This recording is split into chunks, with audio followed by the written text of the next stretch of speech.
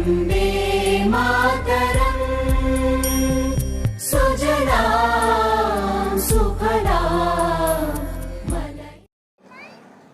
CZMA classes में आपका स्वागत है।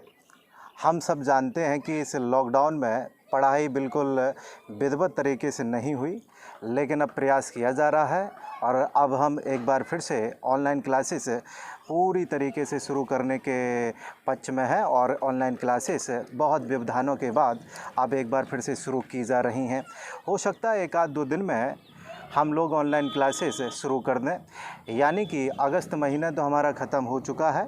अब अगले महीने से लगातार फ़िज़िक्स की क्लासेस हों, मैथ्स की क्लासेस हों, रीजनिंग की क्लासेस हों, कंपटीशन हो या 12th स्टैंडर्ड हो, सभी के लिए ऑनलाइन क्लासेस आ रही हैं। और कक्षा 12वीं के लिए इस बार पूरे तरीके से पैकेज की भी व्यवस्था की गई है कि अगर कोई स्टूडेंट अगर पैकेज ख़रीदना चाहता है तो सभी तरीके की वीडियोस मुहैया कराई जाएंगी, चाहे वो मैथ हो या फिज़िक्स हो, केमिस्ट्री हो, किसी भी विषय की सभी विषय की पेन ड्राइव कोर्सेज उपलब्ध CZMA क्लासेस अब करवा रहा है। आप इसको CZMA क्लासेस मुरादगंज संस्थान से परचेज़ कर सकते हैं और ऑनलाइन क्लासेस में बहुत सारी नई क्लासेस जोड़ी जाएंगी। अलग अलग क्षेत्रों के अपने अपने विषय में पारंगत अध्यापकों के द्वारा हो सकता है कि क्लासेस को आगे बढ़ाया जाए। और आप सबको बहुत बहुत धन्यवाद।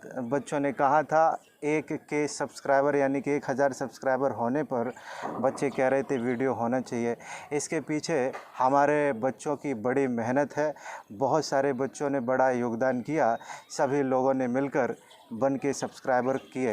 ये कोई बहुत ज़्यादा बड़ी बात नहीं है, लेकिन ग्रामीण अंचल के हिसाब से ये बड़ी बात है। एक शिक्षा के एक चैनल को इतने सब्सक्राइबर मिलना बहुत अच्छी बात है।